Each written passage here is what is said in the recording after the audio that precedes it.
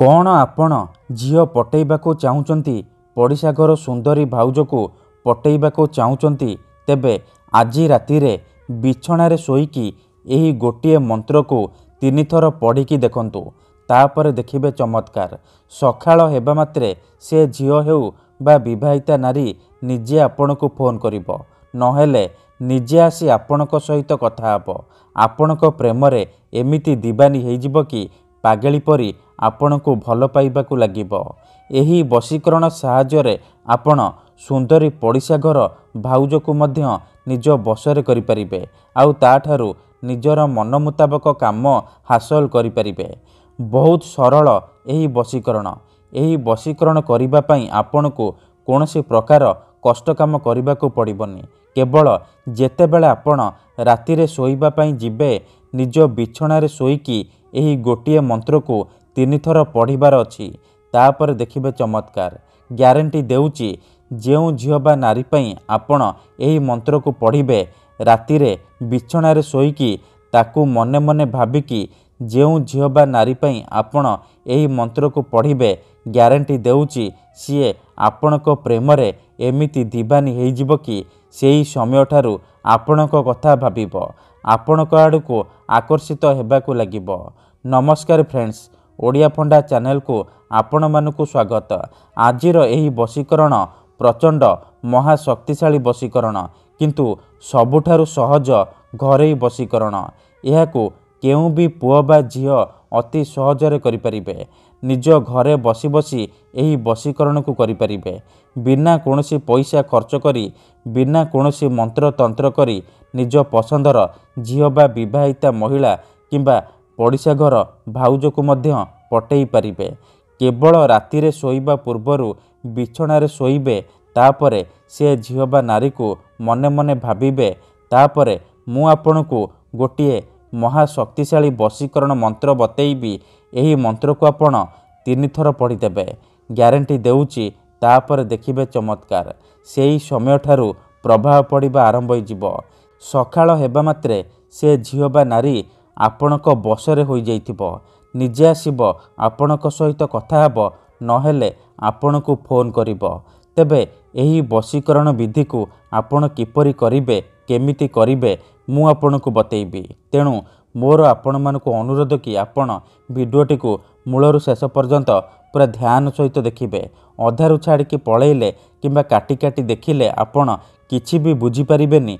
परे कमेंट करिवे गुरुजी आपणकर वशीकरण मंत्र काम करूनी। तेणु मोर आपण मानकु अनुरोध कि आपण भिडियोटी को पूरा ध्यान सहित शेष पर्यंत देखंतु। आउ गोटे कथा मन रखंतु, आमर बहुत सारा दर्शक बंधु माने आमको कमेंट करुछंती कि आपण आमर काम करि दियंतु, आपण जेते पैसा मागिबे आमे देबु। हजार हजार टंका जाचुछंती। देखंतु आमर एही चैनल रे आपणक पई फ्री रे वशीकरण वीडियो अपलोड कर जाउची। तेबे आपण पैसा कौन पई खर्च करिवे। आपणकु यूट्यूब रे एमिति अनेक चैनल मिल जिवो जेउ माने मोबाइल नंबर देउछंती वशीकरण करुछंती। वशीकरण करिवे कहिकी हजार हजार टंका ठकी नेउछंती। तेणु मोर आपण मानकु अनुरोध कि आपण एही सब ठकामी रे पड़ंतु नाही। आपण वीडियो देखंतु निजे चेष्टा करंतु ग्यारंटी देउची आपण निहाती सफल हेबे। जदि गोटिए थर रे सफल हेउनांती द्वितीय थर चेष्टा करंतु तापर देखिबे आपण निहाती सफल हेबे। मने रखंतु मंत्र तंत्र जंत्र वशीकरण ये एमिति सेमिति काम करेनी। मनरे संपूर्ण विश्वास निष्ठा आउ एकाग्रतार सहित आपणको एही वशीकरण करिबाकू पड़िबो। तेबे जाई मु आपणको ग्यारंटी देउची आपण 100 रु 100% सफल हेबे। ठीक अछि, तेबे एही वशीकरण करिबा अति सहज। एहाकू आपण अति सहजरे करि परिबे। तेबे ध्यान सहित आपण भिडियोटी को बुझंतु, ठीक भाबरे प्रयोग विधि शिखंतु, तापर आपण वशीकरण करिबा पई जिबे। मने रखंतु एही वशीकरण विधि को आपण केउ भी बाररे करि परिबे किंतु जेबे भी करिबे रातिरे सोइबा पूर्वरु करिबे आउ लगातार 3 दिन पर्यंत आपण रातिरे सोइबा पूर्वरु निज बिछणारे सोईकी एही मंत्र को 3 थर पढ़िबे।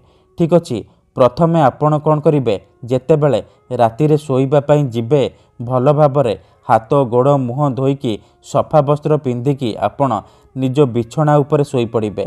ପୂର୍ବ ଦିଗକୁ ମୁଣ୍ଡ କରିକି ଶୋଇପଡ଼ିବେ। ତାପରେ ଆଖି ବନ୍ଦ କରିକି ସେଇ ଝିଅ ବା ନାରୀକୁ ମନେ ମନେ ଭାବିବେ। ତାର ମୁହଁକୁ ନିଜ ମନରେ ଭାବିବେ। ତାପରେ ଏହି ମନ୍ତ୍ରକୁ 3 ଥର ପଢ଼ିଦେବେ। ଓମ୍ ନମଃ କାମାକ୍ଷା ଦେବୀ ଆମୁକଂ ମେ ବଶ୍ୟମ୍ କୁରୁକୁରୁ ସ୍ୱାହା। ଏଠାରେ ଆମୁକଂ ଜାଗାରେ ଆପଣ ସେଇ ଝିଅ ବା ନାରୀର ନାମ ଉଚ୍ଚାରଣ କରିବେ ଯାହାକୁ ଆପଣ ନିଜ ବଶରେ କରିବାକୁ ଚାହୁଁଛନ୍ତି। ମନ୍ତ୍ରକୁ ଆପଣ ଏହିପରି 3 ଥର ପଢ଼ିବେ। 3 ଥର ମନ୍ତ୍ର ପଢ଼ି ସାରିବା ପରେ ପବନରେ ଗୋଟିଏ ଥର ଫୁଙ୍କିଦେବେ। ତାପରେ ଆପଣ ଶୋଇପଡ଼ିବେ। ପ୍ରଥମ ଦିନରୁ ହିଁ ପ୍ରଭାବ ପଡ଼ିବା ଆରମ୍ଭ ହୋଇଯିବ। ସେ ଝିଅ ବା ନାରୀ ଆପଣଙ୍କୁ ଦେଖିବା ମାତ୍ରେ ନିଜେ ଆସି ଆପଣଙ୍କ ସହିତ କଥା ହେବ। କିନ୍ତୁ ମନେ ରଖନ୍ତୁ, ଏହି ବଶୀକରଣ ବିଧିକୁ ଆପଣ ଅଧାରୁ ଛାଡ଼ିବେନି। ଲଗାତାର 3 ଦିନ ପର୍ଯ୍ୟନ୍ତ ରାତିରେ ଶୋଇବା ପୂର୍ବରୁ ବିଛଣାରେ ଶୋଇକି ଏହି ଗୋଟିଏ ମନ୍ତ୍ରକୁ 3 ଥର ଲେଖାଏଁ ପଢ଼ିବେ। ତାପରେ ଦେଖିବେ କିପରି ସାରା ଜୀବନ ପାଇଁ ସେ ଝିଅ ବା ନାରୀ ଆପଣଙ୍କର ବଶରେ ହୋଇଯିବ। ମନେ ରଖନ୍ତୁ, ମନରେ କୌଣସି ଖରାପ ଉଦ୍ଦେଶ୍ୟ କିମ୍ବା କୌଣସି ଖରାପ କାମ ପାଇଁ ଆପଣ ଏହି ବଶୀକରଣକୁ ପ୍ରୟୋଗ କରିବେନି। ଧନ୍ୟବାଦ।